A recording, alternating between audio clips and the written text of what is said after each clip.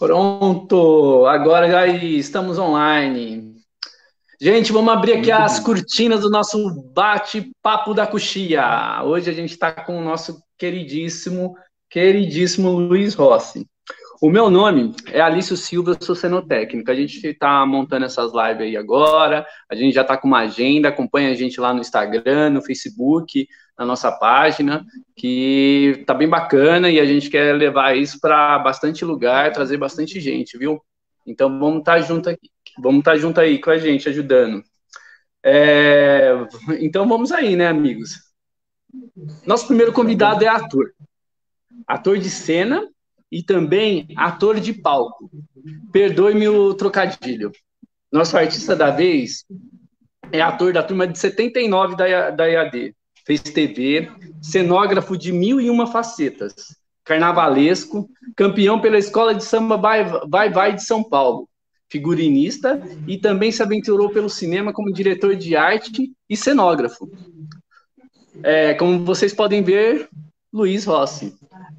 Rossi, a nossa primeira pergunta eu sei que você já começou lá em São José do Rio Preto e que você já teve lá os seus primeiros contatos com o teatro. Aí eu queria falar um pouquinho desses seus primeiros contatos e quando você se acendeu para essa área de adereço e aí experimentou cenografia e aí foi tendo esse conhecimento. Fala um pouquinho para a gente disso, como que foi essa sua transição? Bom, primeiramente, boa noite. É a primeira vez que eu falo em live ou qualquer coisa semelhante assim. Então, alguma falha, me desculpem. Bom, eu comecei em Rio Preto em 69. A gente, desde criança, a gente sempre, desde o colégio, vamos dizer assim, a gente sempre foi fuçado, a gente não tinha televisão, a gente não tinha Facebook, a gente não tinha nada dessas coisas, a gente vivia na rua, graças a Deus a gente era tranquilo, não havia grandes preocupações em estar vivendo na rua, então a gente sempre esteve presente na escola até tarde da noite, trabalhava e coisa e tal. Na realidade, eu comecei na escola, fazendo teatro amador na escola, em 69, eu tinha 14 anos, porque era fuçado na escola, participava do clube de ciência, participava do centro acadêmico, participava do jornal, e participava das festas, das gincanas, Dia das Mães, até que um dia a gente formou um grupo no Colégio Felício Miziara, em Rio Preto, que é atrás do Teatro Municipal, e de lá para cá, aí daí a gente começou a fazer teatro vinculado à Federação de Teatro Amador da Alta Araraquarense, que era vinculado ao Estado todo. E lá eu fiz teatro lá a gente se conheceu um monte de gente, fiz festival de teatro em Rio Preto, que era um festival muito consagrado, festival nacional, que se cruzavam muitas pessoas, era um festival educativo, assim, de pesquisa, onde tinha grupos do Brasil inteiro e vários convidados de São Paulo, que iam dar cursos nesse festival. E eu fazia parte da federação, logicamente fazia parte do festival como ajudante. E em Rio Preto eu fiquei de 69 até 77, quando eu vim para cá. Lá em Rio Preto eu conheci o Serrone, quer dizer, eu já conheci o pai dele, porque ele tinha a cantina na escola que eu estudava, ele trabalhava na escola, quer dizer, eu conheço o Serrone não só como cenógrafo, como vocês conhecem, mas também como quase que vizinho da minha casa em Rio Preto. Lá foi o Serrone, que a gente começou a trabalhar junto, em grupo. O Serrone era ator também, viu? Você pode colocar no currículo dele, ele atuou na vida dele. É uma fofoca aqui, mas é real, é verdade, pergunto para ele. E aí tinha o Zé Roberto Arduin, o Vendramini, e as pessoas, e outras pessoas que vieram, a Malu Pessim, pessoas que vieram fazer teatro no decorrer da vida aqui em São Paulo. Lá eu fiz todo esse tempo de teatro amador, trabalhei no Teatro Municipal, e teatro amador sabe como é, né? Assim, você tem que fazer de tudo, costurar, pintar, fazer comida, passar a noite, quer dizer, e a gente tinha um fervor do teatro amador, né? Lá a gente tinha, assim, teve Grotowski, aulas de Stanislavski, tudo através desse festival. O Celso Nunes, quer dizer, um monte de gente ia daqui para lá.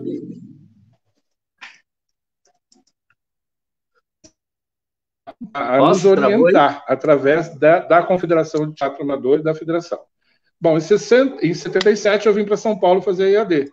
Entrei na EAD como ator, ainda nunca imaginando que eu fosse ser cenógrafo.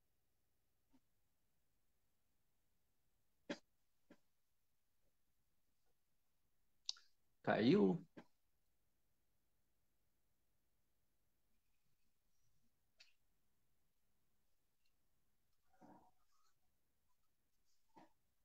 Calma aí, gente. Eu acho que deu uma caidinha aqui. O Rossi, deixa eu conversar aqui. Eu acho que ele já tá voltando. Um minutinho. Gente, a gente está testando. Voltou, Rossi. Eu tô falando aqui que a gente está testando e que pode acontecer isso, mas que é a primeira e a gente vai afinar melhor. Ó, eu tô te vendo. Eu não tô vendo ninguém. Você tá me ouvindo? Mas eu não tô vendo vocês. Libera a câmera. Libera a câmera. Sim. Pronto. Sim, ótimo. Ó, você estava falando que foi o primeiro olhar para a cenografia. Bom, exatamente. Então eu cheguei em São Paulo, fui fazer EAD. Entrei na EAD para fazer ator, para estudar como ator. Fui escolhido entre os 20, porque era uma disputa muito grande na época.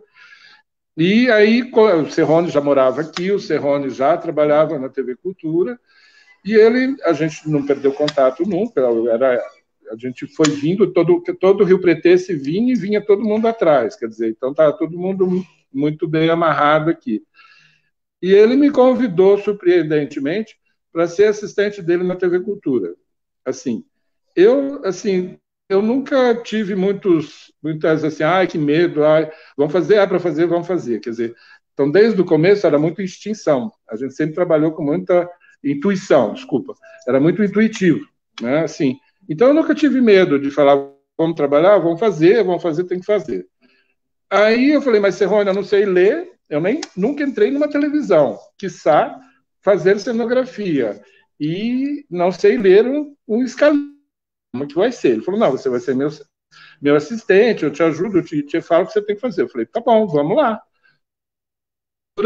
Eu fiquei durante 3 anos fazendo telecurso segundo grau. De lá acabou o telecurso, a TV Cultura, que era da Globo, o telecurso, vinculado com a TV Cultura, a Cultura acabou me contratando, fiquei mais 1 ano, e foi dando certo. Com isso, eu ia fazendo teatro com o Serrone aqui fora, a gente tinha os espetáculos. E em São Paulo, a gente, naquela época, não se tinha muitos técnicos de teatro, eram poucos, né? Aderecistas, então, era muito menos ainda, né? Quem fazia muito adereço eram as costureiras, que se trabalhavam muito com veludo, fazendo bonequinho, fazendo uma coisa ou outra. E a gente foi começando a meter na cara, sem muita instrução, assim, nas experiências e sabendo da necessidade que as pessoas tinham. Então, como fazia isso no teatro amador, ficou fácil fazer aqui também no teatro profissional, vamos dizer assim. Então, a gente, da experiência que tinha do teatro amador, que era pegar e fazer, o que a gente fazia lá, a gente trouxe para cá, para ajudar nos teatros a fazer os adereços, e a gente foi mudando um pouco material, a gente foi descobrindo material, ferramentas, né? Assim, que naquela época não tinha cola quente, não tinha, o que tinha era fita crepe, e cola branca, e olhe lá, cola de contato de sapateiro. Cola de sapateiro era um luxo. E essas coisas foram aparecendo, a gente ia adequando, fazendo. Na TV Cultura, o Serrone, ele fazia o Carnaval em Santos, ele e o Arduin.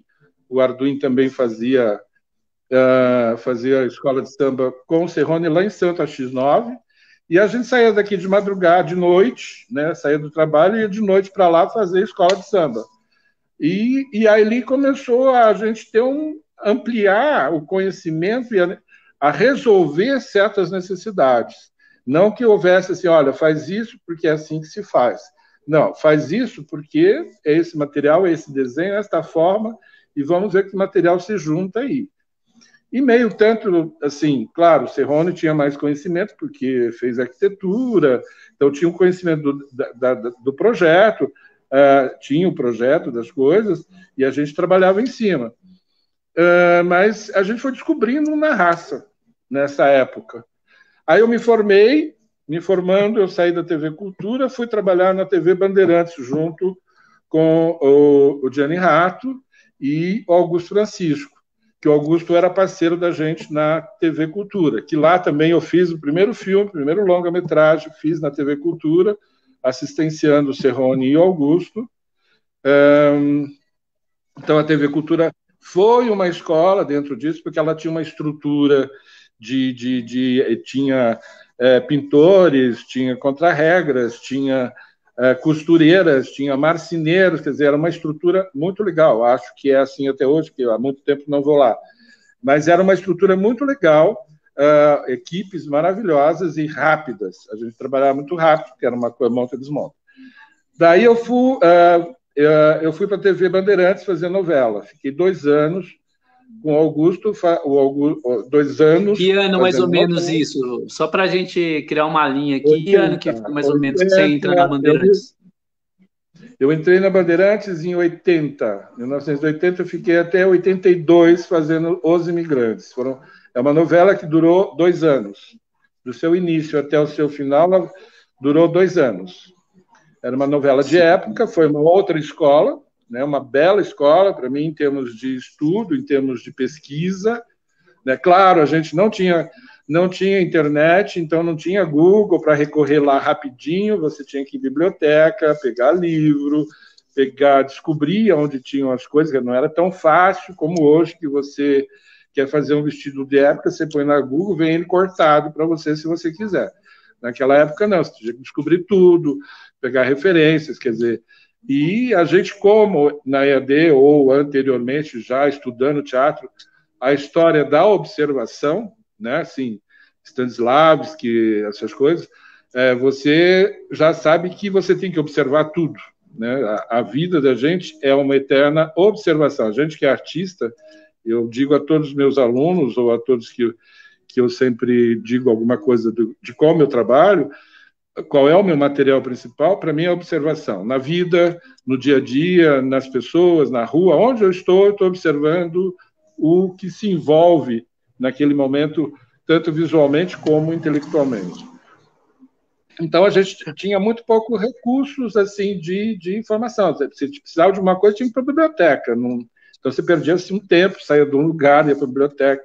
Você tinha toda uma pesquisa. E a novela é aquela coisa, você recebe o roteiro hoje, você tem um cenário para entregar amanhã. Então, era um corre-corre do cão, você passava a noite, ainda mais na Bandeirantes, né? Eram 2 novelas de época, e você tinha que ficar na porta tomando conta dos seus objetos, não ia parar na outra novela. Então, era um pouco... Essas coisas vai te ensinando até um jogo de cintura e uma maneira de fazer. Quer dizer, a novela eu aprendi dessa maneira, quer dizer, eu entrei na Bandeirantes e as coisas foram acontecendo. Eu tive, a princípio, um grande professor, que era o Gianni Rato. Uma aula de época, uma aula maravilhosa aprendi 1000 coisas com ele, a tingir roupa, a envelhecer roupa, a fazer coisas novas virar coisas antigas. Quer dizer, foi um período ali na Bandeirantes muito incrível, junto com o Gianni Rato, que até hoje eu não deixo de elogiá-lo e agradecê-lo. Bom, depois da Bandeirantes, acabou a novela, foram 2 anos, ela começou em 1890 e parou em 1960. Então, é quase que 100 anos de história do Brasil. Então, eu passei por todas essas épocas, todos os estilos. Isso é né? Quer dizer, quer queira ou quer não. Daí o Augusto já tinha, no metade da novela, o Augusto tinha saído, aí eu assumi a cenografia sozinho, aí entrou a Isabel Pancada, que era uma diretora de arte da Bandeirantes, que foi outra mulher maravilhosa na minha vida, que me ensinou muito. Enfim, aí acabou a novela. Eu não aguentava mais televisão, porque eram 2 anos na mesma coisa.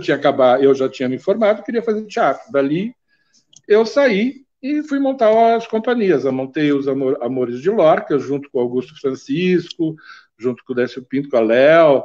A gente montou lá no Teatro Bexiga, né, a companhia Amores de Lorca, onde a gente montou Dom Perlim Plim, os Amores de Dom Perlim Plim com Belisa em Seu Jardim, e lá a gente fez várias coisas nesse grupo. E nesse grupo, claro, a gente volta ao teatro amador. Você é ator, figurinista, aderecista, você é produtor, e aí vai aumentando as coisas, a responsabilidade. Saindo dali, eu já fui fazer um filme, convidado para fazer um filme, como cenógrafo, de Guilherme Almeida Prado, Flor do Desejo. Quer dizer, na TV Cultura eu fiz um filme, mas com toda uma estrutura e pessoas em volta ajudando. Nesse não, eu fui posto assim, ó, tem R$90 para você fazer um filme inteiro, se vira. Então, eu aprendi mil coisas. Um dia o iluminador falou, olha, o asfalto está preto, tem um buraco negro aí, a gente precisa resolver isso. Até eu descobri que tinha que jogar água para ter brilho, para refletir coisas, para não ter aquele buracão preto no chão. Quer dizer, assim, você vai, né? Mas assim foi assim que eu aprendi a fazer cinema fazendo. As pessoas sempre ajudam, claro. Mas não teve escola. O que eu quero dizer nisso tudo, que naquela época você não tinha uma escola, a não ser que você entrasse numa faculdade de arquitetura, ou que você entrasse, nem na ECA. A ECA não tinha uma escola assim, desse tipo de coisa. Né? Você tinha que fazer. E aí, é claro, você vai formando. Já nessa época, eu entrei no Boivador, né? Na realidade, eu entrei no CPT para fazer Os Velhos Marinheiros, a convite do Hélio Cícero, me indicando para fazer Os Velhos Marinheiros há uma semana da estreia. Para eles que montaram durante 2 anos, eu entrei uma semana antes da estreia. Enfim, ali eu já conheci o Ulisses, que era o Ulisses que dirigia Os Velhos Marinheiros, e eu mantive o grupo participei do grupo durante 5 anos, 4 anos, né? Daí a gente montou, que aí era a mesma coisa, era cenógrafo, né? Nos Velhos da Marinheira eu já entrei ajudando como aderecista, já entrei ajudando na parte de produção, ajudando na parte administrativa, quer dizer, cuidando do grupo. A gente viajou muito, fomos para a Europa, coisa e tal.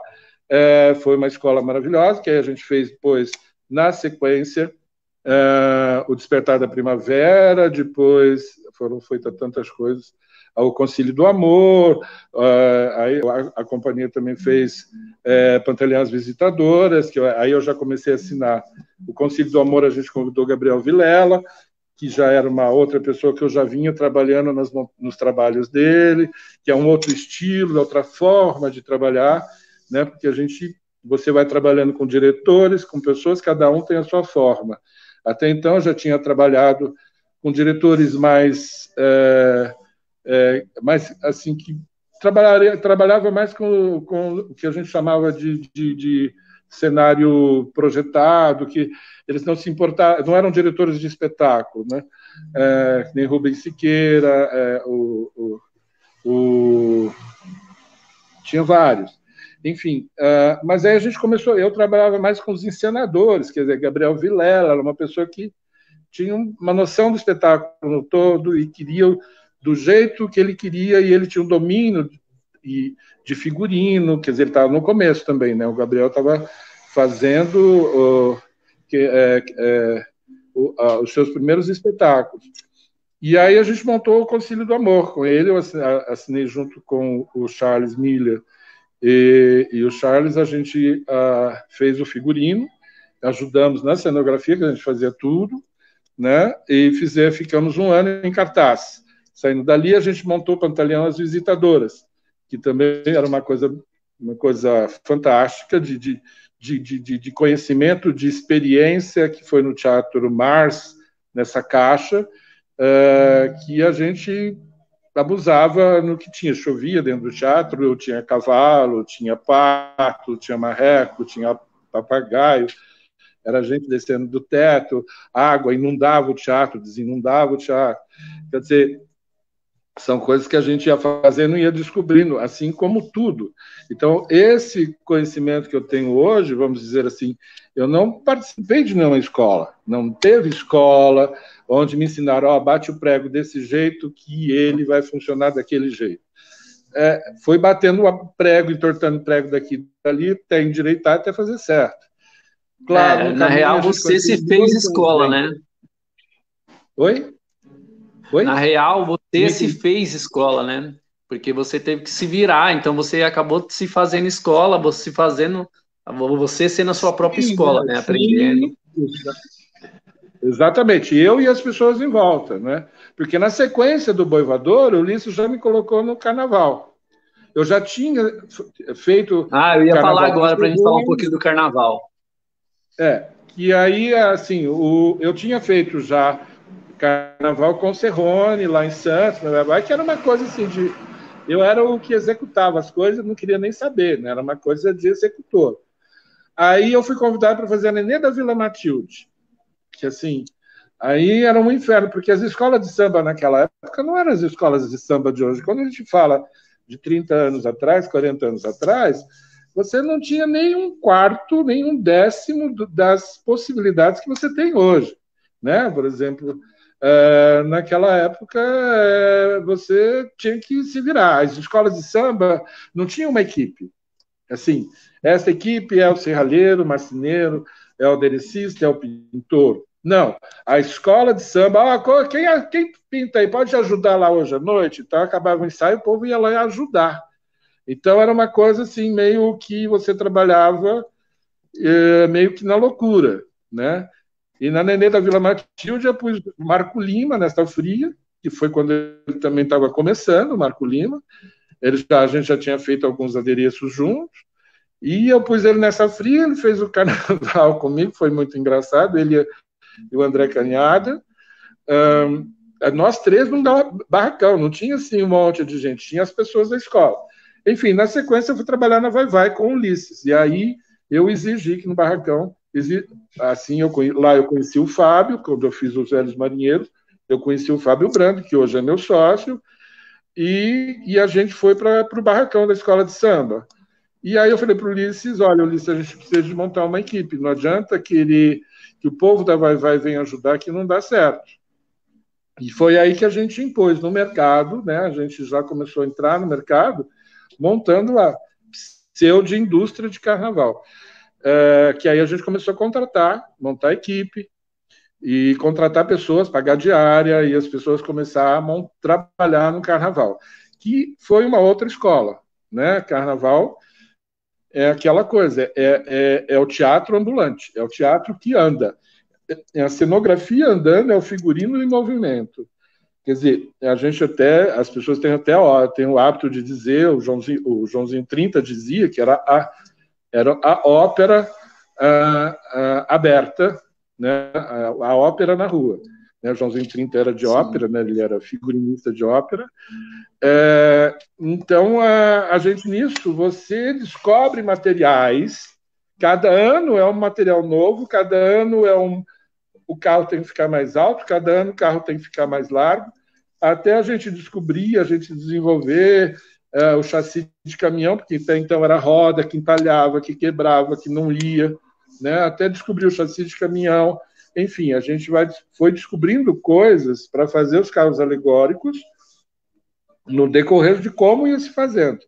Então, a escola de samba A Vai Vai, eu fiquei nela de 76, não, de 86 a 95.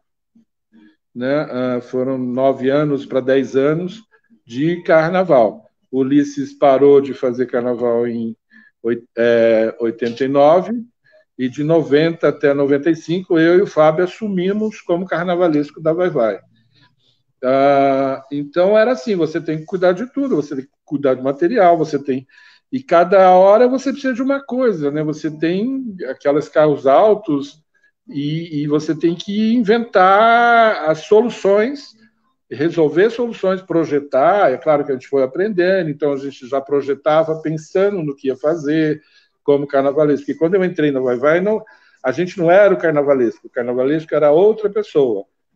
a gente pegava o desenho dele e mudava tudo. Foi quando a gente assumiu ser carnavalesco. Falei, Ulisses, não dá. A gente pega o desenho do cara, muda tudo e faz outra coisa. Então é melhor a gente já desenhar e ser o carnavalesco, desenhar e projetar e criar, porque a gente está pegando uma coisa, muda tudo, né? A gente não, aparentemente a gente não gosta do que o cara faz, a gente faz o que a gente gosta. Bom, enfim. E aí isso foi ampliando. Isso é meio subversivo, hein? Hã? Oi? Isso é meio subversivo, hein? Isso é meio subversivo. O que, por exemplo? O fato de... você pegar o projeto e ir transformando ele, eu sei que a gente acaba criando um diálogo e assim, do papel para real é sempre assim, né? Mas, por exemplo, o carnaval nem sempre era presencial. A escola de samba contratava o cara e ele não aparecia, jogava na mão do Ulisses e o Ulisses resolvia, entendeu? E a gente acabava resolvendo, entendeu? Então, muito assim, bom. Então, há uma transformação, claro, do papel para a realidade, mesmo hoje, por mais técnico que você seja, por mais conhecedor dos fatos que você seja, sempre muda, né? Principalmente em teatro. Nas outras coisas, não digo tanto, mas em teatro, as coisas, nunca o papel é definitivo, né? Porque você tem um monte de informação, assim, você tem o ator, né? Você tem o diretor, você tem o cenógrafo ou figurinista, você tem o ator, cada um tem o seu, né? Problema é que você tem que ajeitar aquilo. Eu vou até emendar uma pergunta aqui que pode ser uma fofoca, você confirme se é ou não é, mas eu acho importante isso, falar. Eu vou lembrar da Maria Alice Vergueiros, né, que merece todas as nossas homenagens nesse exato momento, mas a peça chamava Matamoros da Fantasia. A diretora era a Beatriz Azevedo. Eu não vou lembrar o ano, a gente não conseguiu. Isso é uma. Quem passou para a gente, isso daí não achou essa informação. Mas, assim, a história é bem assim. Você, com a Maria Alice Vergueiros, sentaram, conversaram, pensaram a cena. A Maria Alice Vergueiros queria uma coisa para potencializar essa cena, mas não sabia o que era, e vocês juntos foram chegando e chegaram em um burro. Me fala quanto. E aí eu queria saber assim, esse processo de criar na cena e também um pouquinho dessa história, dessa curiosidade, assim, e homenagear também a Maria Alice Vergueiros. Então, a Maria Alice, ela apareceu aqui no ateliê com uma foto, a foto está lá em cima, esqueci de pôr aqui, eu ia mostrar a foto. É ela, um burrinho, e o Cacá José, se não me engano, vestidos de mexicano, lá eu acho que na própria cidade, porque é um município do México, né, Matamoros. E aí ela veio, chegou aqui, ela falou, eu preciso de ter um animal em cena, eu não sei como fazer, ele precisa andar em cena. Ela chegou com assim, né? Ele precisa andar em cena. Eu falei, desculpa. Maria Alice, eu não sei fazer um burro andar em cena, quer dizer, eu sei fazer um boneco que pode pôr roda, que pode... Vamos testar algumas coisas, mas fazer um burro tem que ser robótica, eu acho que aí a gente não tem... Você não tem nem grana para fazer naquela época, fazer robótica era mais caro do que hoje, imagina. Não dá para fazer robótica num burro de tamanho quase que natural, e você vai sentar em cima, você quer subir em cima, então eu falei, tem que ser com roda. E ela falou, então faz. Eu falei, tá bom, então vou fazer um burro. Aí a gente pegou, esculpiu um burro, fiz, e ela amou esse burro, né? E eu não sei a relação dela com a Beatriz, como foi, porque a Beatriz não esperava esse burro na época. Ela não tinha previsto em cena esse burro. A Maria Alice pediu para eu fazer sem que ela soubesse. Aí um dia eu cheguei lá no teatro com o burro. Bom, a Maria Alice gostou, a Beatriz eu acho que assumiu. E de lá, depois dessa primeira montagem, ela nunca mais largou esse burro. Eu tive que reformar ele N vezes. Depois acho que há uns 15 anos atrás, ela voltou, acho que foi quando você pediu emprestado, você me falou que emprestou o burro dela. Eu reformei e refiz quase que o burro inteiro para ela. Ela era apaixonada por esse burro, a paixão dela era esse burro, foi maravilhoso. Daí a gente virou amigo, ia na casa dela, a gente conversava muito. Adorava a Maria Alice nesse sentido, era uma pessoa ultra aberta e pedia opinião, adorava dar opinião, pedir opinião, ouvir, né? Ajudava a ouvir, enfim. Isso é importante, né, Rossi, também, porque algumas vezes a gente encontra coisa que não dá para escrever no papel, né? É só olhando Não, lá não, não, não, não, e, não. e procurar essa Não, é assim, busca, né, meu? E o essa grande inquietação dela. exemplo.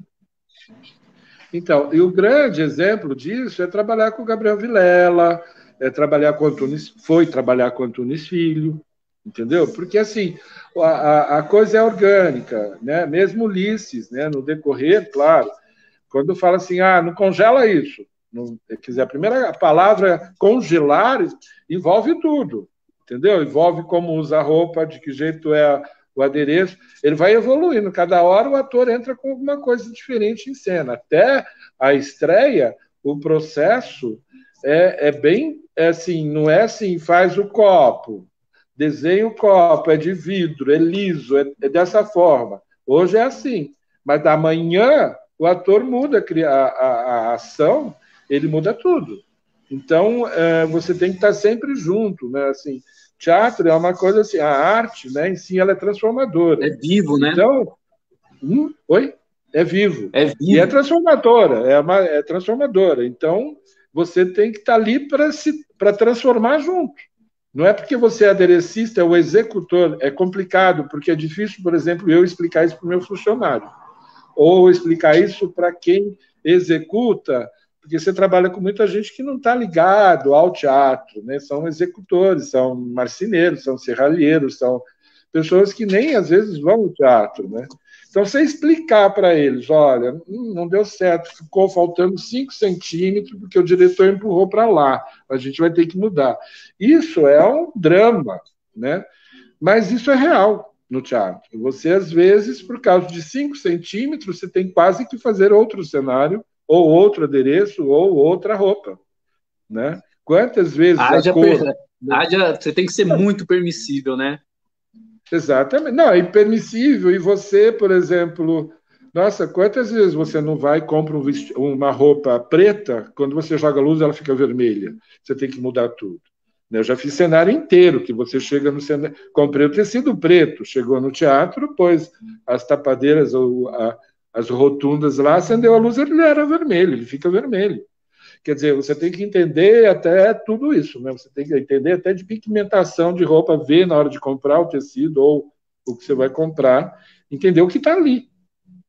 Né? Quer dizer, Eu queria também falar uma coisa do processo de criação, assim, já que você faz figurino, cenografia e você já tem essa bagagem toda da confecção dessas coisas, eu queria saber, assim, quando você está criando isso, é, é, assim, o que que é o cara que já conhece os materiais e onde talvez você fala assim, eu não conheço esse material, ouvi falar, e como que é essa busca por essas coisas, sabe?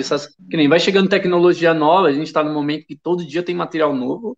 Como que é isso para você, sabe? Eu sei fazer de um jeito, mas tem esse material. Como que eu vou fazer? E assim, vamos testar isso? Como que é isso isso para para você? mim é isso que eu falei lá no carnaval. Cada ano era uma história. Cada ano você. Hoje, ainda com os chineses, você nunca consegue comprar um tecido 2 vezes igual. Você nunca consegue comprar uma peça 2 vezes igual, porque ela some do mercado de um ano para outro. No ano seguinte, você tem outro material lá. E mesmo porque você tem novas tecnologias. Né? Por exemplo, quando desde quando começou a colocar TV no palco, imagem no palco, aquele preconceito, isso vai pôr televisão, a gente vai aparecer na televisão. Não. O Yakov, por exemplo, quando fez o casamento do Pequeno Burguês na EAD, o casamento em si era pela televisão. Era muito legal. Então, era linguagem nova. Né? Eu acho que hoje também é isso. Quando começou se aparecer a plotagem, usar plotagem no teatro, as primeiras, óbvio, todo mundo torcia o nariz porque era brilhante, jogava a luz, ficava brilhante, mas você vai ter que começar a trabalhar com aquele material. Ou você joga uma mão de tinta em cima, um antibrilho, enfim, você começa a desenvolver o material para que ele funcione para aquela luz, para aquela... Você não pode ter preconceito, em momento algum, de usar a tecnologia que chega todo dia, né? Que nem corte a laser, copiadora a 3D, né? Hoje eu fiz um revólver que ficou maravilhoso. Eu tenho que entender como que é trabalhar em uma copiadora 3D, né? Assim, eu fiz um revólver que ficou impecável, né? Eu não podia nem sair na rua com ele e mostrar para alguém porque ia achar que eu estava assaltando, porque é impecável. Você tem isso na mão, esse material na mão, então você tem que desenvolver ele e usar, né? Tem compra, vacoforme, por exemplo, todo mundo torce o nariz, mas você tem que desenvolver ele para ele perder a cara de vacoforme, né? Vacoforme é que todo mundo sabe o que é, né? Aqueles copos de plástico, que, enfim, que a gente faz. É isso aqui. Isso, por exemplo, é um vacoforme. Cadê você? Cadê? Isso é um vacoforme, né? Mas se eu começo a trabalhar com isso de diferentes maneiras, dou um envelhecimento, dou uma textura, ele fica como base, quer dizer, é um equipamento, é um processo muito importante que hoje a gente usa muito, mas todo mundo antigamente torcia o nariz. Então, às vezes, a tecnologia, principalmente no teatro, principalmente os conservadores do teatrão, do teatro, né, assim, às vezes torce o nariz, não saca, torce um pouco o nariz com a tecnologia que chega no dia a dia e com o material que chega no dia a dia, né? Porque hoje a gente trabalha com material sintético que você acha que cola, não cola, então você tem que trabalhar com outro tipo de coisa. A gente tem muito material chinês chegando, né? Assim, e às vezes você trabalha com material orgânico. Você vai lá no mato, cata, e você tem que trabalhar com ele, como ele funciona. Então a gente não pode ter preconceito dessas coisas e nem de falar, não vou trabalhar com isso daí não vai funcionar. Não, testa, faz, antes de falar que não vai funcionar, porque às vezes ele te resolve tudo, né? Ah, que legal, Rossi. Eu queria preparar aqui um outro cenário aqui para a gente falar, que é o cenário. Eu queria falar mais assim agora do processo de formação.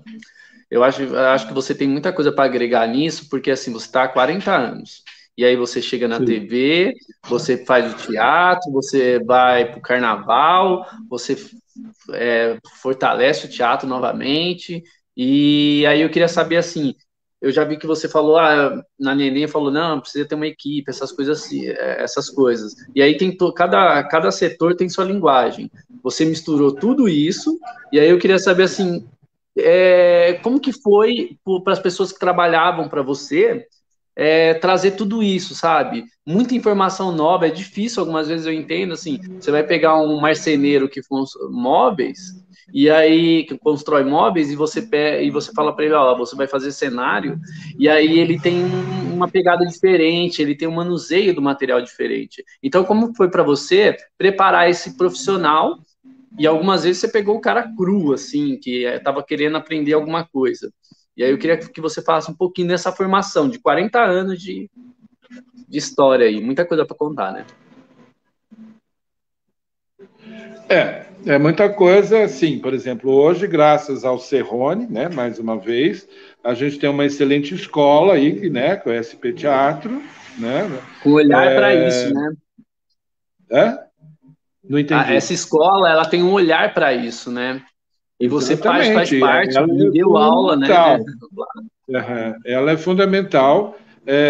Claro, então, por exemplo, antes de ter essa escola, né, então a gente pega, mesmo com essa escola, você vai trabalhar, por exemplo, eu fui trabalhar com papelão agora na Bia Lessa, entendeu? Eu tive que ir na fábrica de papelão, fui comprar papelão na fábrica de papelão, expliquei a situação, a caixa tem que ser assim, assim, assim, assado. Não, para eles fizeram a caixa de papelão como uma caixa qualquer. É claro que cada caixa tinha uma medida diferente da outra, entendeu? Quer dizer, foi até a gente chegar a explicar que tinha que ser, mas a gente não faz assim, só a nossa caixa de embalagem. Eu falei, tá bom, mas dê a real atenção para isso, porque, entendeu? Eu não posso ter uma caixa de papelão com medida errada.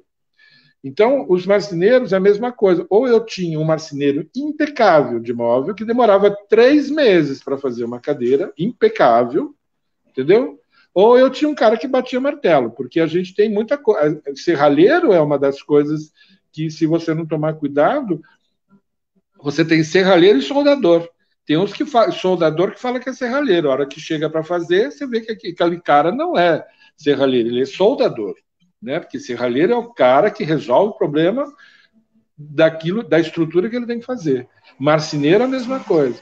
No teatro, a gente já teve uma época, por exemplo, a gente agora tem bastante equipe, teve bastante equipe até pouco tempo, graças aos eventos, né, que nem a São Paulo Fashion Week, que consumia muita mão de obra, muitos técnicos, né, tanto de marcenaria. Quer dizer, para mim, eu fiz 15 anos de Fashion Week, eu fazia em média 10 desfiles para cada edição de cenografia, né, que é uma outra leitura, né? Então, você tem que... o que é lidar com isso é você ser professor todos os dias, é você entregar, que nem muita gente fala, você fica muito em cima, você não descansa, você não sai, você fica no trabalho muito, você fica... É assim, porque não adianta eu pedir para o meu... Mesmo hoje, os meus funcionários têm 25 anos de casa, 30 anos de... 30 não, mentira, 25, um já tem 25. Mas todos eles são 18 anos de casa, quer dizer, era muito fácil eu chegar e falar, faz e virar as costas e ir embora. Mas não dá, porque eles são meus funcionários, mas eles não são o que está ligado no palco, então acaba virando um cotidiano, você tem que pôr o olhar do artista, que às vezes essas pessoas não têm, né? Ou não têm, ou às vezes até têm, elas se surpreendem às vezes, mas na maioria das vezes é bom você estar junto, porque senão essa coisa artística ela desaparece, né? Vira só assim, ou serralheiro, ou marceneiro, ou pintor, né? Mesmo pintor de arte, né? Quantos pintores não passaram na minha mão, assim, né? Eu tenho várias pessoas, eu tive várias pessoas que começaram comigo, não estou me gabando, mas são 40 anos, né? Marco Lima, Fábio Souza, tem um monte aí que começou aqui nessa sala, fazendo coisas, né? Escultor, que pegava uma pessoa crua para fazer escultura, ensinava todo o processo, o olhar, você tem que ensinar o olhar.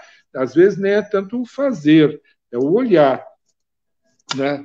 Então, hoje tem a escola. A escola é importantíssima,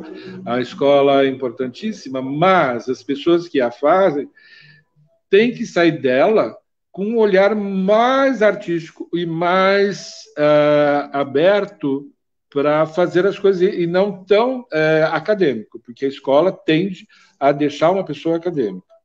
Entendeu? SP Teatro, eu tenho, às vezes, eu já tive várias pessoas que vieram fazer estágio, ou pessoas que vieram trabalhar aqui, que vêm com uma receita. Ou tem gente que é um pouco pior, porque eles acham que são artistas. Então, eles acham que tem que mudar tudo. Não, o cliente quer isso. Você tem que fazer isso. Sinto muito. Essa é a sua função. Então, às vezes, tem esse problema também, né? Do executor se sentir dono da obra. E, às vezes, no nosso caso, como executores, não estou falando como criadores, nem como figurinista, nem como cenógrafo, estou falando como executor, como artesão, eu sou um executor de um artista. Então, eu não posso ser tão radical de querer mudar a obra do cara. E, às vezes, eu sinto que tem pessoas que você fica relutando, não é. A gente tem que obedecer nem que seja esse esboço.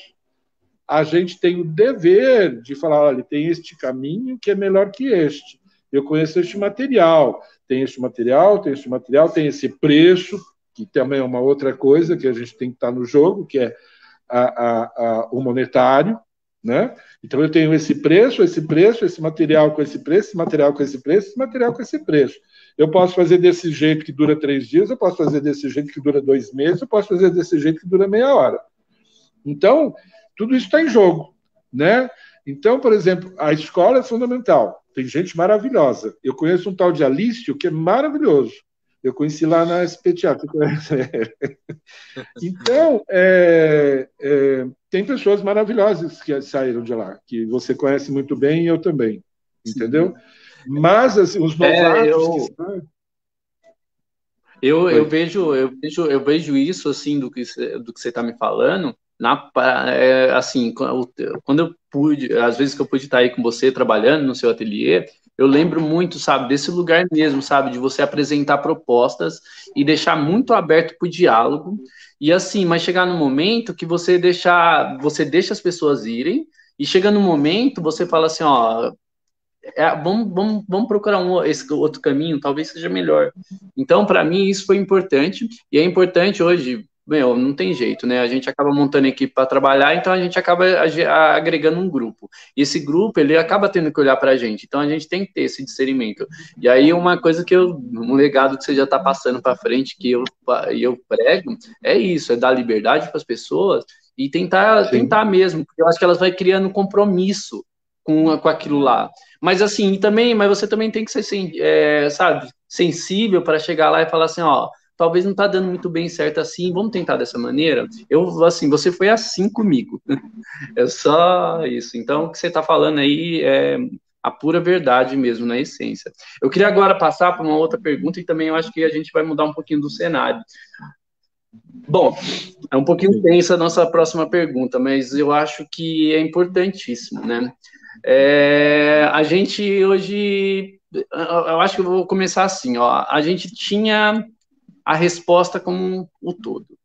Aí depois a gente fala, a resposta já não cabia mais, a gente começou a valorizar as perguntas tinham que ser mais criativas para desenrolar as coisas. E aí depois, hoje, eu acho que nesse lugar, nessa pandemia, nessa quarentena, né, em toda a situação política que a gente está vivendo, a gente está precisando fazer novas perguntas, ser mais criativo. As perguntas que a gente fazíamos, eu acho que não cabe, não está cabendo, pelo menos. E aí, assim, eu queria falar do que você está pensando e o que você pensa que dá para fazer, entendeu? E mesmo assim, se você não acha que não dá para fazer nada, eu quero deixar você bem à vontade. Mas não, pelo amor de Deus, não dá para fazer nada, não existe. A gente tem que fazer tudo. A gente tem que rebolar, né? Não.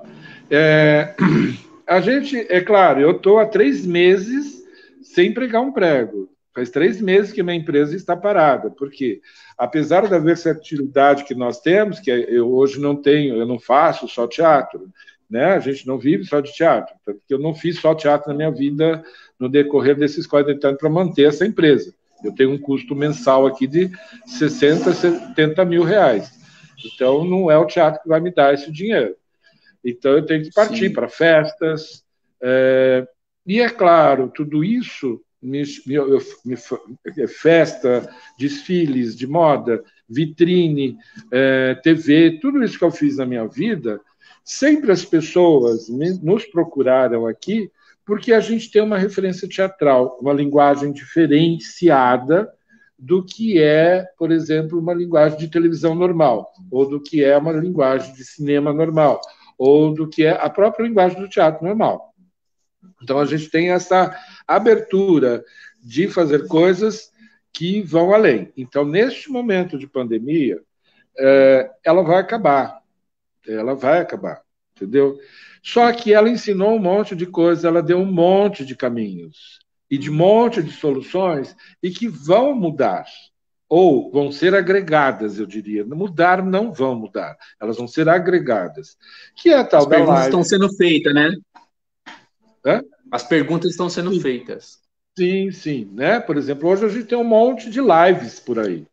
Essas lives estão dando resultado, entendeu? Elas estão chegando em lugares que o teatro não vai chegar. E de maneira que o teatro, que você pode fazer teatro através das lives e levar em outros lugares. É claro, as pessoas hoje estão acostumadas com esse materialzinho que está aqui na minha frente, entendeu? E com a televisão grande, né? Porque eu pego daqui e ponho na televisão grande. Então, essa imagem que eu estou vendo atrás de mim, ela tem que ser trabalhada para estar lá na televisão grande. E muita gente já está fazendo isso para o ano que vem. O próprio Pochá, por exemplo, né? A Ingrid Guimarães perguntou para ele: o que você está fazendo projeto? Não tem projeto para fazer? O que a gente faz? Ele falou: não, eu estou fazendo meus projetos de teatro. Ela falou: mas a gente vai demorar para voltar em teatro. Eu falei: ué, a gente não está fazendo alguma coisa aqui? Eu faço meu teatro aqui e vendo por aí. Quer dizer, eu não posso ter o preconceito de que isso não é teatro. Tem a fórmula de fazer como teatral disso. Assim como, por exemplo, a novela Maria foi feita. Era completamente teatral. A família brasileira odiava, porque era uma coisa teatral, não é tão popular assim. Mas o Alto da Compadecida, que a Globo fez, é teatral. Você olha, você vê teatro. Né? Maria era completamente teatral. Tanto, né, desde do roteiro, que acho que era Luiz Alberto de Abreu, não lembro, era completamente teatral. A linguagem, a roupa, o cenário. Quer dizer, às vezes a gente consegue, mas a televisão tem a sua linguagem própria, a novela tem a sua linguagem própria. O Serrone está dizendo para trocar os pregos por parafuso. Aqui, né? Não, hoje tem arrebitadeira, tem revólver, que você nem pega em prega. É tudo pino, pinadora, nem parafuso tem hoje. Já fui para a montagem, o Serrone chegou com o martelinho dele lá, viu? Mas é lógico, sempre salva. Bom, mas enfim. Então, eu acho que, por exemplo, eu e a Duda Arruc, a gente está conversando sobre isso, entendeu? Eu não vou parar de fazer o que eu vou fazer, né? Assim, vai diminuir, eu estou tendo que diminuir espaço, eu estou tendo que me apertar, porque a dívida está lá em cima, e não, até voltar vai demorar. Mas eu vou ter que pegar esta linguagem, entendeu? E pô-la onde der. Né? E trabalhar com ela. O teatro vai ter que se encaixar com uma pessoa, duas pessoas, não vai ter mais a grande produção, talvez. As pessoas estão descobrindo fazer as coisas menores. Então, como é que é trabalhar menor, né? E ganhar e viver com isso, né? Quer dizer, os grandes espetáculos vão ficar mais menorzinho, né? Vão ser autoportante, já era, né? Agora vai ficar mais ainda autoportante. Então eu vou ter que trabalhar com essa linguagem. Não só o teatro, como uma vitrine, como tudo vai mudar um pouco de tamanho e de forma de se expressar. Isso aqui a gente está tendo uma virada de época, de era, mas não vai parar, a gente não pode parar. Né? A gente está se apertando. Eu estou devendo horrores, mas eu vou ter que sair dessa. Quer dizer, a gente vai ter que continuar fazendo. Entendeu? Assim, eu e a Duda, a gente está conversando, a gente vai entrar no estúdio, a gente vai fazer umas experiências, fazer maquete para pôr no fundo, fazer propostas de movimentação para que isso aqui não fica como está aqui, chapado, eu aqui falando, com o fundo parado ali, você com seus desenhos maravilhosos aí atrás. Entendeu? Então a gente tem que usar isso, não, e o teatro agora também vai voltar aos pockets, né? Vai virar teatrinho, né? A gente estava fazendo uma ópera, a gente estava fazendo a Aida, que não vai ter mais esse ano. Já jogou para o ano que vem, não sei se vai ter, porque mudou tudo. Olha que era uma ópera. Então, é complicado. Então, o teatro também começa a ter uma releitura. Eu acho isso muito salutar, eu não acho isso ruim. Porém, a gente tem que respeitar tudo que está lá atrás. As pessoas às vezes falam, não olha para trás, não vale a pena olhar para trás. Não, lá para trás está toda a base. Sempre o lá atrás é a base do que está na frente. Então, a gente não pode perder as referências lá de trás, a gente não pode perder os TBC da vida, a gente não pode perder os Oficina da vida, a gente não pode esquecer Zé Celso, a gente não pode esquecer Antunes Filho, a gente não pode esquecer Jakob Hiller.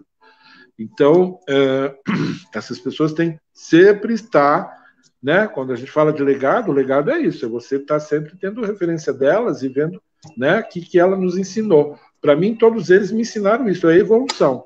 Eu não posso ficar estagnado, né? Assim como o Ulisses sempre falou, a gente não pode congelar, tá bom? Não congela a interpretação, então também não posso congelar nada, né? Então eu acredito muito que a gente vai o que a gente vai fazer, como que as pessoas vão resolver. O Porchat está resolvendo do jeito dele, outro vai resolver de outro jeito. Eu acho que a gente também pode propor para as pessoas fazer coisas, né? Por exemplo, eu posso fazer uma live maravilhosa, claro que não precisa ser essa preocupação de estar sozinho, aí você pode pegar alguém para auxiliar, já ter uma boa luz, fazer um cenarinho, e você fazer uma coisa mais teatral que você pode levar para uma escola, mais escolas, vender para as escolas, levar, projetar isso num telão maior, entendeu? E do que, né, o próprio cinema, né, o Méliès, quando ele inventou ele era um mágico que resolveu, que ele descobriu o cinema na projeção, ele falou, peraí, eu vou fazer mágica em 5 lugares ao mesmo tempo. Foi lá e gravou, né, coisas que até hoje o cinema usa, que é sobreposição, que é fusão de imagem, onde observa o papel criador do técnico nessa transformação. Como é que é? Onde observa o papel criador do técnico nessa transformação. Bom, e é isso, quer dizer, eu estou falando aqui, eu estou misturando o cenógrafo com o técnico, porque eu sou tudo um pouco, né? Assim como o Bretas é um artista plástico e é um cenotécnico, então a gente tem uma visão criadora, né? Então, por exemplo, fazer coisas que dê movimento, que possa ajudar esse locutor, que cor que está atrás, que tem a ver, quer dizer, é começar a ajudar a interpretar o que você está colocando, ajudar a interpretar o que o cara está falando. Então, a fase criadora do técnico nessa transformação ele vê o que material, né, técnico, ele está sempre preso ao material, né, o material, a forma de fazer, né, vou trabalhar origami, por exemplo, é uma coisa que tem uma certa função, então como técnico eu tenho que ir lá aprender a fazer origami para resolver algum problema, né, quer dizer, então o técnico está sempre em transformação, não é só a pandemia que vai fazer com que o técnico viva em transformação. Eu acho que nós estamos sempre em transformação, né? Cada hora que eu vou ali na esquina tem um equipamento novo, ele transforma, ele me transforma. Conselho que um conselho que eu tô deixando aí para quem chega com essa inquietação, live não é teatro, essas novas mídias não são teatro. Eu acho que assim, tá bom, não é teatro, mas é uma coisa, é o que a gente tem. Então vamos lá, se lambuzar tudo, procurar achar tudo que dá para achar nisso, voltar e falar assim, não é teatro. Ou se não, falar assim, não é teatro, mas tem alguma coisa aí que pode vir para o teatro. Você tem uma história Sim. de que quando colocaram TV em cena, eu não lembro qual que era a peça e qual que era o diretor. Se você quiser contar um pouquinho dessa história. Que ótimo. Vamos lembrar também do Jacob, que essa tá quente aí, ele foi importantíssimo. Importantíssimo. Então, que para mim, por exemplo, eu estava saindo da IAD, eu estava me formando na IAD. Então, para mim, isso era novo. Então é mais longe que eu pensei. Foi exatamente isso. A gente ainda não tinha essas linguagens. Hoje em dia, no meio disso, o técnico, você tem, por exemplo, as imagens mapeadas, né? Você tem um fundão liso lá e mapeamento, né? Você pode fazer imagem mapeada em cima de né? Você fazer níveis de tapadeira e mapear o teu cenário inteiro. Se é mal feito, é um horror. Entendeu? É um horror, só que tem que ser bem feito e tem que ser trabalhado, tem que ser transformado, é a tal da transformação. Eu tenho que pegar essa porcaria de vacoforme e transformá-la, fazer que isso apareça vidro real, entendeu? Então, isso também é no teatro, né? Assim, como você falou, as lives não vão ser teatro, mas eu posso, como ator, fazer alguma coisa num espaço menor, juntar umas pessoas, fazer alguma coisa para eu sobreviver e para eu ser conhecido e para que as pessoas possam ir, depois que estiver tudo bem, no teatro me assistir no teatro. Então, acho que uma coisa está ligada à outra. É um meio de... Assim, por exemplo, eu sempre sou a favor da formação, né? Eu acho que o fator formação, a gente precisa ter formação de público, formação de diretor, formação de técnicos, formação de elenco e público também. Como que chega no público? Pagando o ingresso a R$ 150 como ele estava pagando? Não. Entendeu? Então, isso também é uma maneira de se pensar no futuro. Entendeu? Como que o teatro vai sobreviver com ingresso a R$ 150, principalmente nesse momento que vai 3 ou 4 pessoas sentar a 3 metros de distância uma da outra, pelo menos o ano que vem inteiro. Entendeu? Ninguém, pelo menos até o meado do ano que vem, meio do ano que vem, ninguém vai sentar a menos de 1 metro de distância um do outro. O teatro não vai poder. Sim. Isso eu estou vendo os protocolos do Teatro Municipal, é meio que isso. O Teatro Municipal só já é para o ano que vem. Não. Então, as exigências vão ser isso. Agora, eu tenho que baratear, eu tenho que formar público, e esse público é o público que às vezes não tem R$ 150 para pagar o ingresso. Então, esse mecanismo aqui vai fazer que esse público possa pagar aqui R$ 3, assistir, eu formar ele começar a gostar dessa maneira de interpretar as coisas, dessa maneira, e depois quando eu fizer num teatrinho pequeno, ele lotar aquele teatrinho pequeno, porque vai ser isso. Porque hoje a gente estava vindo de uma época que a gente via que as produções duravam 3 meses e acabavam. O tempo que o dinheiro tinha, acabava. Então a gente tem que mudar isso também. Eu acho, não quero ser... Eu acho que tem que mudar. Não dá para fazer um trabalho e durar 3 meses. Né? Assim, é que nem ópera. A gente não está aqui querendo ser... o que eu estou querendo dizer assim, a gente não está aqui querendo ser prepotente, falar que a gente tem a solução para a coisa. Eu só estou falando, que eu penso que a gente tem que ser... A gente tem que se...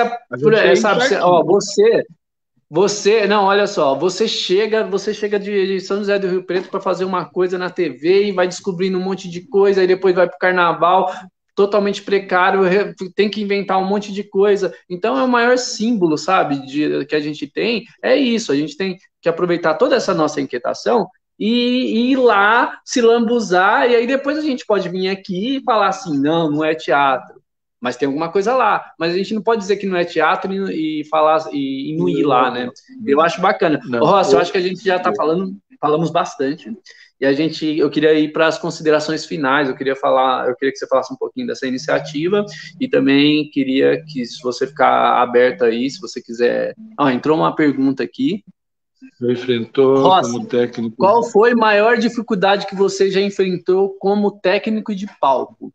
Como artista do palco ali, das coxias, do backstage. Para ser sincero, a maior dificuldade são os próprios palcos que às vezes não nos oferecem condições de trabalho. Quer dizer, a gente às vezes tem palco precário, né? Assim, os palcos são precários mas eu acho que a maior dificuldade... os nossos palcos são muito limitados, a gente às vezes não tem fosso, às vezes não tem... palco, nem vou falar em palco giratório, às vezes não tem um ordimento. Ordimento é uma coisa rara no teatro em São Paulo, né? Você tem hoje um bom ordimento, você conta nos dedos. Você tem nos teatros da prefeitura, que ninguém usa quase, nos teatros da prefeitura, né? A companhia grande que investe em teatro não vai para o teatro das prefeituras, mas eles têm ordimento. Agora, esses teatros de shopping, que são feitos por obrigação, nossa, tem teatro que você... esse é o problema, você fazer um cenário que é todo retalhado, né? Ele é todo retalhado, que tem que montar e desmontar todo dia. Essa, para mim, é a maior dificuldade. Não é dificuldade, é desagradável, porque você não pode ter uma peça impecável, você tem que cortar ela no meio, ela tem, você olha, ela está toda, você tem que... Então, isso é uma... A dificuldade maior são os nossos palcos, que a maioria, principalmente de shopping, são bem precários. Será que Ó, vamos entrou outra ter um pergunta teatro... aqui, ó. Gente, a gente precisa Já tô acabar com isso lendo. aqui, mas vamos aí, ó. Vamos perguntar. Ó. Será que Será que vamos ter vamos um ter um teatro grande? teatro grande com poucos lugares ou ascensão Ou dos atenção? teatros pequenos? Ele Olha, está fazendo um eu comparativo, acho que... né? Na verdade, ele está querendo criar um exatamente. raciocínio em 2 pontos. Exatamente, é isso que eu estou falando. Por exemplo, eu tenho que formar pessoas para eu ter os teatros grandes. Eu começo a formar pessoas com os teatros pequenos. Eu acho que eu vou ter uma ascensão com os teatros pequenos, porque os teatros grandes, além do mais, são caros. Por exemplo, quando eu fazia teatro, eu era ator, montava minha companhia, me virava. Né? A gente montava grupo de atores e você tinha dinheiro e você não tinha essas burocracias que nós temos hoje. Então, hoje, para fazer teatro, você tem uma burocracia tão grande que, assim, em termos de divulgar, de patrocínio, essas coisas todas, que mais lá atrás era mais fácil. Você ia na porta do cara, pedia, ele dava, se trocava com o cartaz, com o ingresso, com a quantidade de ingresso, e você montava uma peça. Hoje não, hoje é diferente. Então você vai ter que voltar, eu acho sim, que vai ter uma ascensão dos teatros pequenos. E eu não vejo problema nisso. É tão legal ir no teatro, ver uma pecinha no teatro pequeno, e esse teatro ele tem que se envolver, aí vai se aumentando, ele vai ampliando. Hoje você está nesse teatro, amanhã você vai para o outro, até a gente conseguir voltar a ter espetáculos, como o Hugo Pozzolo está tentando fazer, levar o teatro voltar para o teatro municipal, coisa que ficou muito tempo sem ter teatro no teatro municipal. Né? Antigamente a gente tinha teatro no teatro municipal. Hoje o Hugo Pozzolo está tentando voltar com isso, o que é muito legal. Quer dizer, você tem pessoa de teatro trabalhando no teatro, coisa que demorou um pouco para ter, principalmente no teatro municipal. Algumas vezes distanciaram isso, né, um pouquinho. Ô, Ross, eu queria mesmo que você concluísse falando alguma coisa a respeito dessa iniciativa da live e também se você tiver mais alguma coisa que você queira falar, as nossas considerações finais aqui. Já estamos com 1h10 minutos, 1h07 minutos de live. Tá bom. Sim, eu acredito assim, imensamente que essa transformação tem que acontecer. Eu acredito, não quero dizer que o teatro vai virar lives, mas eu acho que a lives pode ajudar o teatro. E não tem, a gente está vendo, as pessoas estão cozinhando. Né? Oi? Tudo ajudou o teatro, tudo ajudou. Né? Por exemplo, as pessoas não sabiam cozinhar, elas aprenderam a cozinhar com a live. Né? Quantos programas de comida não estão sendo feitos com lives? E as pessoas estão aprendendo a fazer comida. Teatro vai ser a mesma coisa. Eu tenho que fazer um cenarinho aqui, ponho a câmera lá mais distante, com profundidade, passo aqui, conto a historinha, faço um riozinho, o mar, com um peixinho aqui na frente, nem que seja o teatro infantil. Ou mesmo, a gente está vendo o Celso Frateschi fazendo ontem, eu entrei no Sesc, vi várias lives de teatro, né? A peça do Vendramini, Cartas Libanesas, claro, ele fez uma adequação dentro da casa dele, mas você via o ator fazendo, né? Você vê o ator, não perde claro, é uma delícia você ir no palco e ver o ator ali.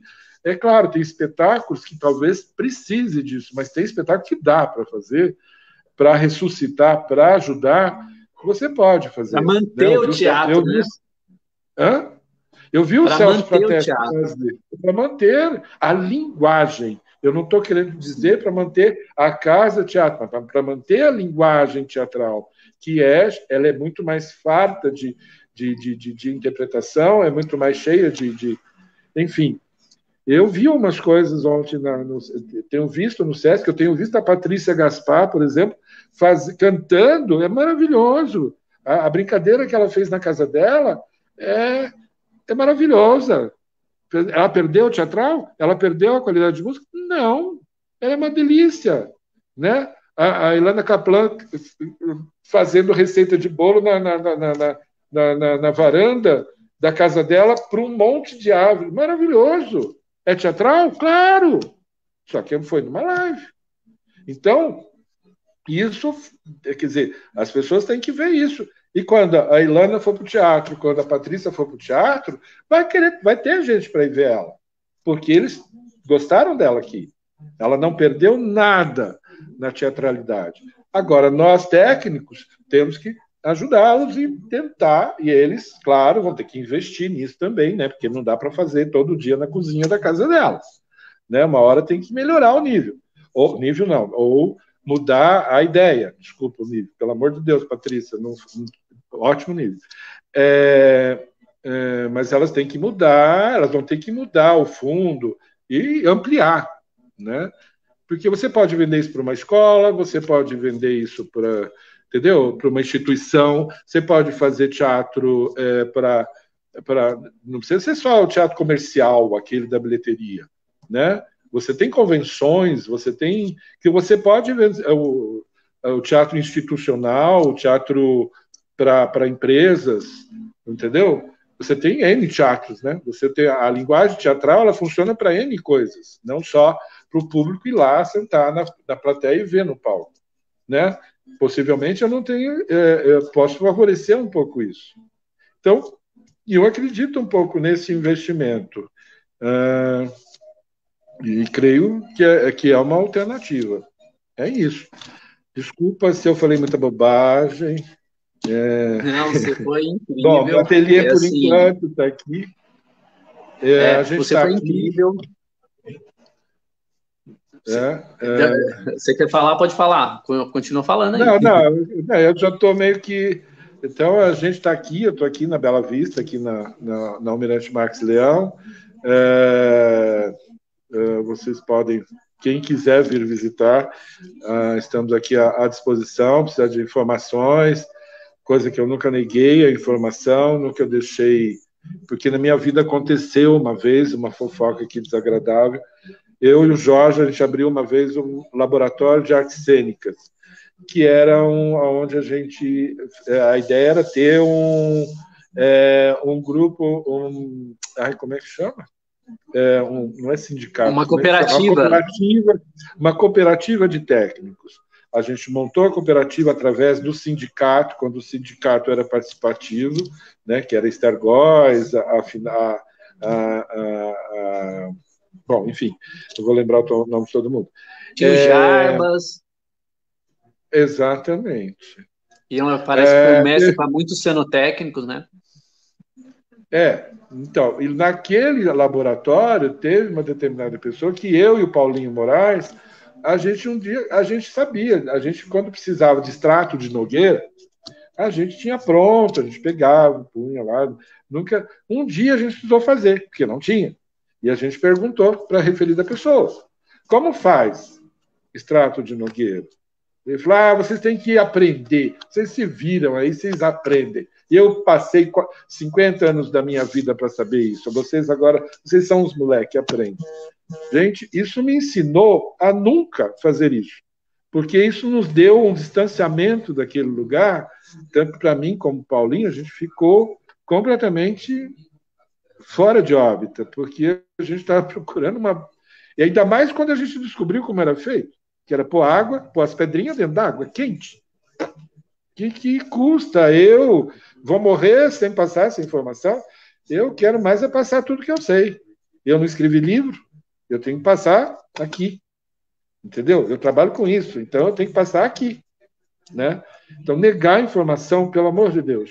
Né? Vamos trabalhar juntos, nós técnicos, né? Um ajudando o outro. Eu sei que o plástico X é melhor do que o plástico Y. Vou te informar disso, se você quiser me ouvir, mas eu não vou negar essa informação que eu sei. Então, por favor... Sim, o legal é você trazer o Jorge, porque eu sou 1001 elogio para o Jorge. O Jorge que a gente está falando é da empresa Jorge Denis, né? Tio Denis Exato, também, não, incrível. todos eles. Aí você tem um monte de técnicos que, né, por exemplo, Incrível. Estevão, A por gente já falou do exemplo, Bretas aqui. Bretas, você tem, né, teve pessoas na vida, o Lupe, ai, enfim, você teve o O Pupi. Estevão, o O Pupi, perdão, Estevão, obrigado. poxa. Não, o A Pupi família foi do para Estevão mim, o povoou o Pupi é o teatro brasileiro. babado. Vocês não Sobrinho sabem o para que todo era um lado. Pupi. Exatamente. E vocês não sabem o que era um Pupi, entendeu? Uma pessoa, nossa, um gentleman de cenotécnico. Quer dizer, eu aprendi muito em observar ele trabalhar, de estar na casa dele. Eu adorava, fazia Fashion Week com ele, fazia alguns eventos. Nossa, ele ampliava as coisas, né? Quer dizer, então a gente tem muita gente aí, enfim, a gente tem que falar de um monte de gente. Espanhol. O espanhol morreu cedo, né? Eu trabalhei pouco com ele, só trabalhei com ele no Sérgio Cardoso. Trabalhei muito Eu pouco, tive ele uma morreu muito conversa cedo. com o Jorge Tacla.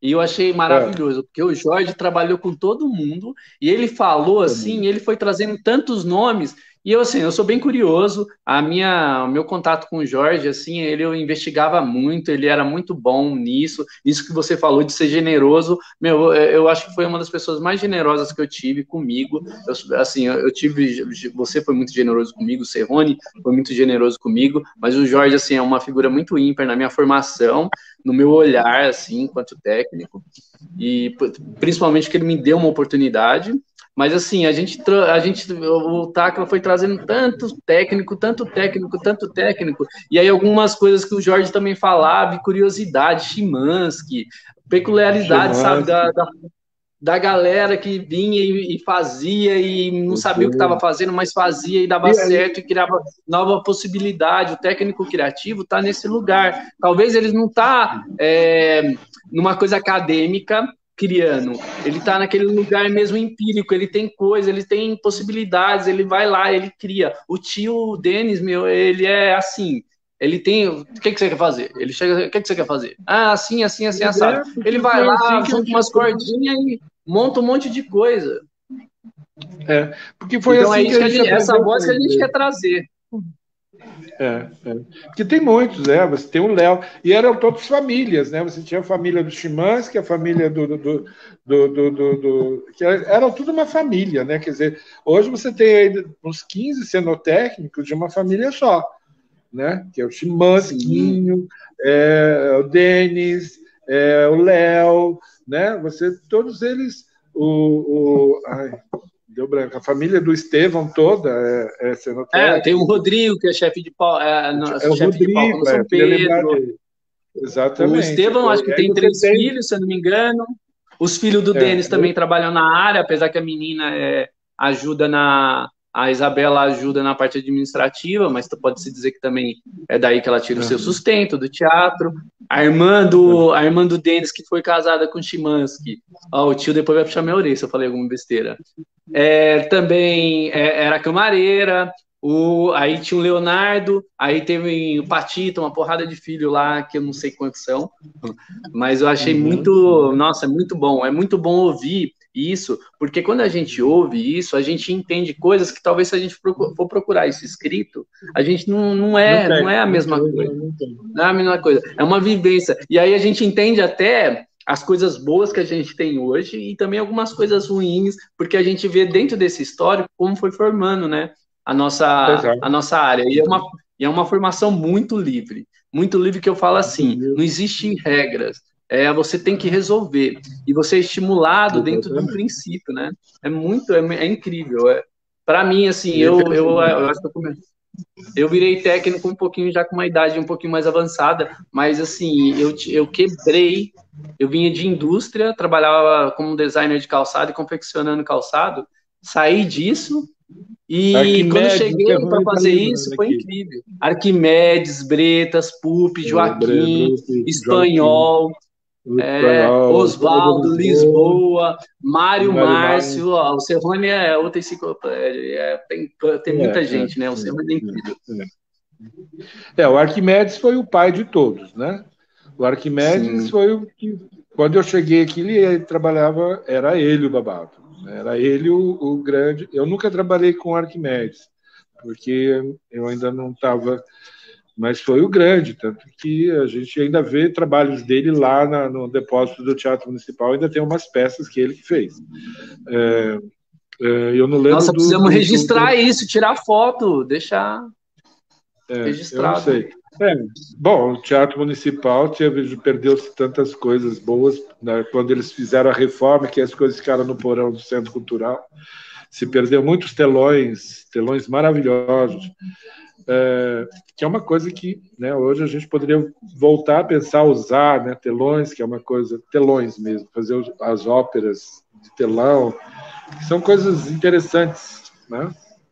Bom, olha quem está aqui com a gente, ó, o nosso famosíssimo Pelé. Que ótimo, Pelé, te ver aqui. Tive o prazer de trabalhar com todos eles e o Cerrone. Então, a gente não pode Pelé esquecer também, do Pelé, assim, o pai dele, né, o Batucada, que o Jorge fala maravilhas dele, do pai do Pelé, e também colocou o Pelé na área.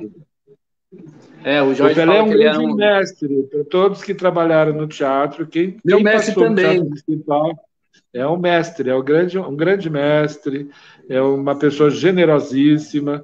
Não me desculpa não ter mencionado aqui que a gente falou do Municipal, mas não, é um grande...